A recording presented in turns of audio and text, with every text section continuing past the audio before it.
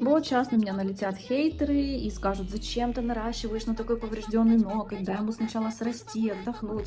Ну, а мне кажется, блин, ну как с таким ногтем ходить? Ну, во-первых, некрасиво. Нет, ладно, подождите. Во-первых, больно. Во-вторых, некрасиво. И что, получается, остальные ногти сейчас из-за этого срезать? Ну, блин.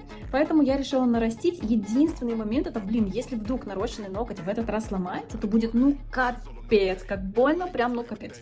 Поэтому я решила на всякий случай положить еще стекловолокно, но на самом деле это не стекловолокно, это синтетические нити, а потом уже нарастить на верхнюю форму. Вот такой ноготок у нас получился. Дизайн, конечно, сумасшедший, главное, клиентка довольна. Ну а мне самое главное, чтобы этот ноготь продержался. Буду на него молиться.